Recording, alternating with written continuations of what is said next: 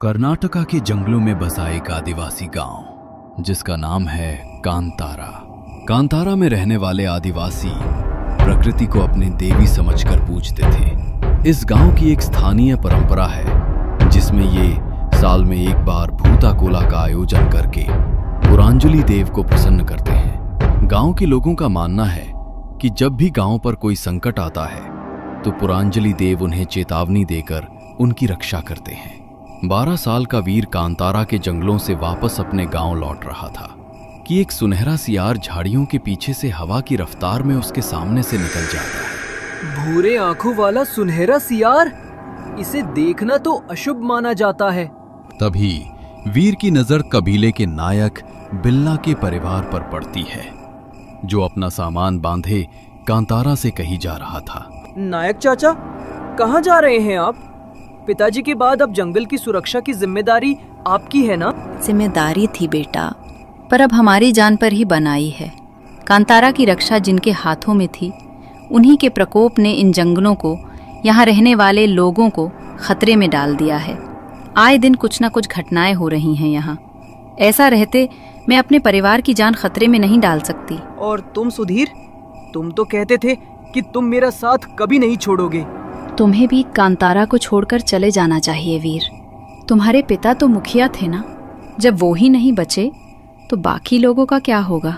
वीर अपने आसपास गांव को खाली होता देख रहा था और इसी बीच 1 महीने पहले गुजरे अपने पिता की मौत का रहस्य फिर उसके दिमाग में कौंधने लगा। वीर अपने घर पर पहुंचते ही उसने अपनी माँ से कहा, माँ, तुमने तो कहा था कि पिताजी की मौत सर पर लकड़ी का गट्ठर गिरने से हुई थी, पर वो सुधीर तो कुछ और ही बता रहा था। सुलोचना रोते हुए वीर को गले लगा लेती है। मैं क्या बताती तुझे, तेरे बाबा ने पूरे गांव की सुरक्षा की कसम खाई थी और उसी कसम ने उनकी जान ले ली। माँ की बात सुनने के बाद अब वीर की उत्सुकता और भी ज्यादा बढ़ गई थी। माँ, बताओ ना, ये सब क्या है और कैसे शुरू हुआ? क्यों पूरा गांव खाली हो रहा है? सब कहाँ चले गए? बेटा, ये सब 1 साल पहले शुरू हुआ था। पुरंजलि देव को प्रसन्न करने के लिए पूरा गांव तैयारियां कर रहा था, लेकिन उत्सव से 2 दिन पहले अचानक गांव में एक अनहोनी हुई। गांव के बाहर जंगल में कुछ लोगों ने तंत्र मंत्र का सामान और एक नरमुंड पड़ा हुआ देखा। मुखिया जी, कल रात जंगल में किसी ने तंत्र मंत्र करके नर बलि दी है। भूता कोला से पहले ये अपशगुन बहुत बड़ी अनहोनी का संकेत लग रहा है। पूरा गांव अपवित्र हो गया है। ऐसे में हम देवता का पूजन कैसे करेंगे? मैं पता लगाने की कोशिश करता हूँ कि ये हरकत किसने की है। तुम लोग घबराओ नहीं, पुरंजलि देव सब जानते हैं। जब हमने कुछ गलत किया ही नहीं तो वो हम पर प्रकोप क्यों बरसाएंगे? 2 दिन बाद पूरा गांव भूता कोला के लिए मचान पर जमा हुआ था। ढोल नगाड़े बज रहे थे और गांव के ही 2 नृतक झूमकर नृत्य कर रहे थे। उनके सिर पर बड़े मुकुट लगे हुए थे, चेहरा लाल रंग से पुता हुआ था और आंखें बेहद डरावनी नजर आ रही थीं। एक नृतक चिमटे को आग में गर्म कर अपनी जीभ पर सटा रहा था तो दूसरा लोहे की कील को अपनी आंख की पलकों के आर पार किए बैठा था। तभी अचानक एक नृतक की आंखें ऊपर की ओर चढ़ जाती हैं और वो बुरी तरह से कांपने लगता है। देखो, पुरंजलि देव आ गए, सब लोग प्रणाम करो। जल्दी से देवता को बलि चढ़ाई जाए। 3 मुर्गे लेकर आओ। भूल की क्षमा दीजिए देव। भूल की क्षमा दीजिए देव। देवता नाराज हैं, जल्दी करो वरना अनर्थ हो जाएगा।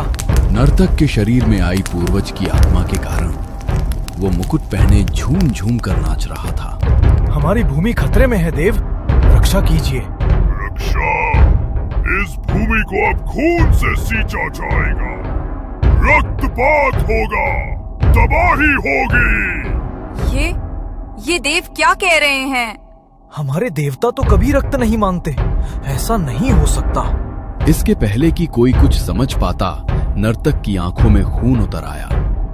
गुस्से भरी निगाहों से सुलोचना को देखते हुए वो बोल पड़ा, तुम्हारा सिंदूर जल्दी ही मिटने वाला है। हर तरफ मातम ही मातम होगा।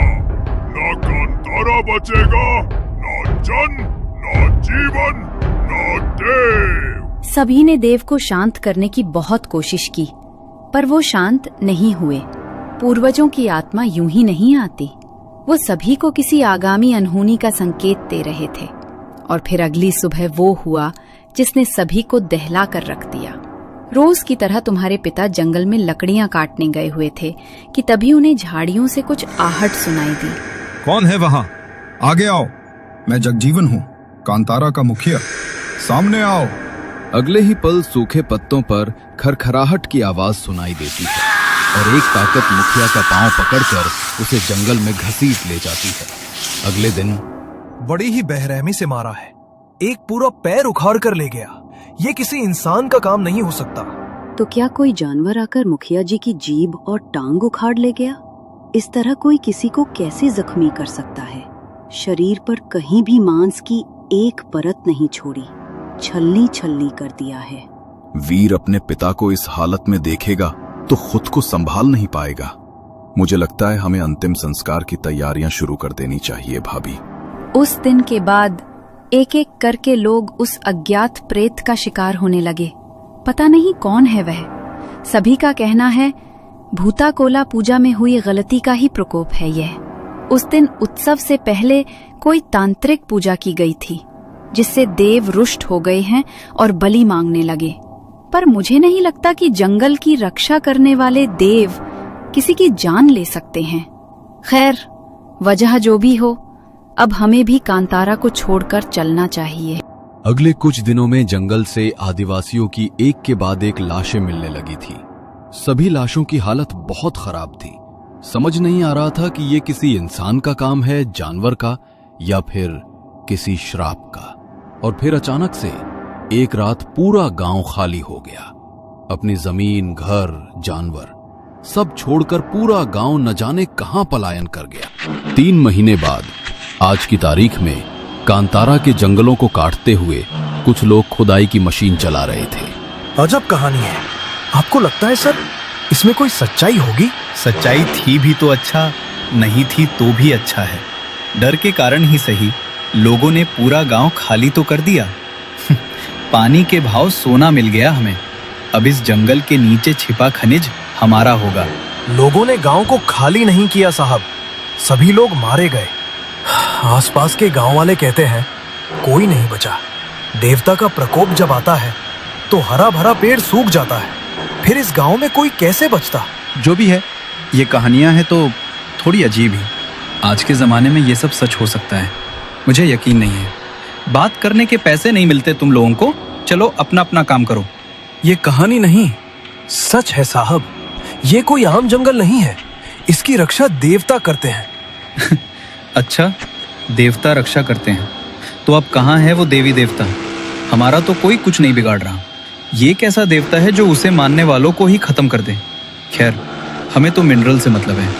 करोड़ों की कमाई होगी। उन करोड़ों में 50 लाख उस बिचौलिए के होंगे, चूंकि आखिर मेहनत उसकी ही है। रात के 12 बजे खुदाई का काम रोककर मजदूरों के साथ कॉन्ट्रैक्टर वर्मा अपने तंबू में सोने चला जाता है। कहाँ जा रहा है? इस जंगल की सीमा में अंदर आना आसान है, लेकिन बाहर जाना बहुत मुश्किल। तेरा समय आ गया है। वर्मा चौंक कर उठता है। उसका पूरा चेहरा पसीने से भीगा हुआ था। उफ, वो सपना था। इन गवारों की बातें सुनकर मैं भी जाने क्या क्या सोचने लगा। तभी कॉन्ट्रैक्टर वर्मा को तंबू के बाहर एक परछाई सी दिखती है। वो बाहर जाता है तो देखता है कि एक औरत खुदाई मशीन चला रही है और एक आदमी अपने सर पर मिट्टी ढोता हुआ यहाँ से वहां जा रहा है। कौन हो तुम? सुलोचना। सुलोचना नाम है मेरा। बिना जीभ वाली उस औरत को बोलते हुए देखकर वर्मा के हाथ पैर कांपने लगते हैं। उस औरत का एक पैर नहीं था और उसके सिर से लगातार खून टपक रहा था। ये देखकर वर्मा अपनी जान बचाने के लिए बाकी मजदूरों को जगाने भागता है। मालिक, मालिक यहाँ कुछ है मालिक। मेरे तंबू में एक बच्चा है, उसके मुंह से खून रिस रहा है। उसने मेरे सामने अपनी जीभ काट ली है। मैं अब यहाँ नहीं रुकूंगा। मैंने भी पेड़ के ऊपर काले कपड़ों में औरतों को बैठे देखा है, जिनके हाथ पैर कटे हुए थे और मुंह से खून बह रहा था। ये जंगल शापित है। ये क्या बकवास कर रहे हो? ठीक है, फिर छोड़ दो काम और चले जाओ। जहां जाना है यहाँ पास के गांव में कई मजदूर मिल जाएंगे मुझे, जो तुमसे आधे पैसे में काम करने को तैयार हो जाएंगे। ठेकेदार वर्मा की बात सुनकर सभी मजदूर कुछ सोचकर काम फिर से शुरू कर देते हैं। पर हर रात कांतारा के जंगलों में एक नया हादसा होता है। कभी कोई मजदूर मरा हुआ पाया जाता, तो कभी किसी को भयानक रोग हो जाता। कोई देखने की शक्ति खो देता, तो किसी का मानसिक संतुलन बिगड़ जाता। शापित है ये जंगल। जो कहानियां सुनी थी वो झूठ नहीं थी। पूरे कांतारा को खा गया ये जंगल। और अब हमारी बारी है। काम नहीं करेंगे तो भूख से मरेंगे, और काम करेंगे तो ये जंगल हमें खा जाएगा। दासमी आ रही है ना, हम सबको एक बार भूता कोला करना चाहिए। वो इस जंगल का देव है। शायद अगर हम माफी मांगे देव से, सब ठीक हो जाएगा। भूता कोला में बहुत शक्ति होता है, बहुत ज्यादा शक्ति। वैसे भी मैं अपने 5 मजदूर खो चुका हूँ। अगर इस पूजा से कोई फर्क पड़ता है तो मुझे कोई आपत्ति नहीं है। सुनो, श्रीकांत को बुलवाओ। ये गांव, ये जमीन उसी की है। उससे बेहतर इस जगह को और कौन समझ सकता है। 2 दिन बाद दशमी तिथि थी। ठेकेदार और मजदूरों के साथ आसपास के गांव वाले भी भूता कोला पूजा में शामिल होने पहुंचे। फिर से गाजे बाजे के साथ देवता के आवाहन की तैयारी की गई। ढोल और नगाड़ों की आवाज जंगल में हर तरफ गूंज रही थी। भूता का रूप लेकर नर्तक पूरे तन्मयता से नाच रहे थे कि तभी कॉन्ट्रैक्टर जमीन में गिर पड़ता है। अगले पल जब उसे होश आता है तो वो बेसुध होकर नर्तक के साथ नाचने लगता है। जमीन पर रखे सिंदूर को उठाकर उसने अपने माथे पर लगाया और चाकू से अपनी जीभ पर चीरा लगा दिया, जिससे हर तरफ खून ही खून दिखाई देने लगा। पास में रखा भूता कोला का मुकुट अपने सिर पर रखकर वो कांपते हुए आग के चारों ओर चक्कर लगाने लगा। चढ़ावा चढ़ाओ! देवता को भेद चढ़ाओ। कहाँ गए वो बलि के लिए लाए हुए 3 मुर्गे? जानवरों की नहीं, मुझे इंसानी मुंड चाहिए। बलि चाहिए, बलि। आज बलि का दिन है। ये क्या, पुरंजलि देव बलि मांग रहे हैं? यानी वही बातें सही हैं, देवता लोगों का संहार कर रहे हैं। श्रीकांत, तू तो इसी गांव में पैदा हुआ था, इसी मिट्टी में बड़ा हुआ ना। इसकी आज बलि चढ़ेगी, तभी मेरा क्रोध शांत होगा। ये सब उसी का किया धरा है। उसने खुद गांव के एक आदमी को मारकर पूरे गांव में अफवाह फैला दी कि तांत्रिक क्रिया के कारण भूत कोला अपवित्र हो गया और अब देवता का कहर बरसेगा। गांव के लोगों को मारने वाला यही दुष्ट है। देवता कभी अपने बच्चों का बुरा नहीं करते। उसने खुद एक एक करके गांव के लोगों को मारा और सबको यही लगा कि गांव पर श्राप है, इसलिए लोग भूत के कारण मर रहे हैं। ये अनपढ़ आदिवासी अपनी जमीन छोड़ने को तैयार नहीं है। कहते हैं जान दे देंगे, पर अपनी जमीन किसी को नहीं देंगे। ये सब उस मुखिया की पढ़ाई पट्टी है। कांतारा को जमीन नहीं, अपनी माँ मानता है वो। अब उसकी प्यारी जनता अपनी जमीन के लिए जान देने को तैयार है तो जान ले ही लेते हैं। श्रीकांत ने सबसे पहले मुखिया को मारा और सभी के बीच ये बात फैला दी कि देव बलि ले रहे हैं। मेरी भूमि का सौदा करने वाला था तू। मेरे बच्चों को तरपाकर मारा है तूने। जिस कांतारा की जमीन को किसानों ने पसीने से सींचा था, उसे तुमने खून से सींचा है। अब मेरा क्रोध तेरी बलि से ही शांत होगा।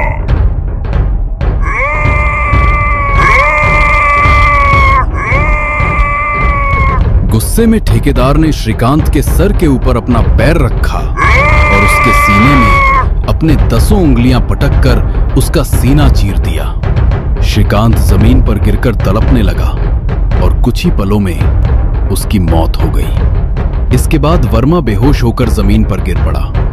कुछ देर बाद जब उसे होश आया तो वो श्रीकांत को वहीं मरा हुआ देखकर सहम गया। ये श्रीकांत मर कैसे गया? ये सब क्या हो रहा है मेरे साथ? ये मैंने क्या कर दिया? सच्चाई जानने के बाद वर्मा खुदाई रोककर अपनी जान बचाकर वापस लौट गया। भूता कोला देव के आशीर्वाद से जंगल में भटक रही आत्माएं शांत हो गईं और गांव में फिर से लोगों का बसेरा शुरू हो गया। कहते हैं कि आज भी हर साल जंगल में भूता कोला का आयोजन होता है और गांव में बेमौत मारे गए सभी अतृप्त आत्माएं भी उस आयोजन में शामिल होने आती हैं। वे सब लोग जिन्होंने गांव के लिए अपनी जान दी, आज भी कांतारा की रक्षा के लिए जंगलों में अदृश्य रूप से तैनात हैं। इसलिए फिर कभी किसी ने जंगल में खुदाई करने के लिए पांव नहीं रखा।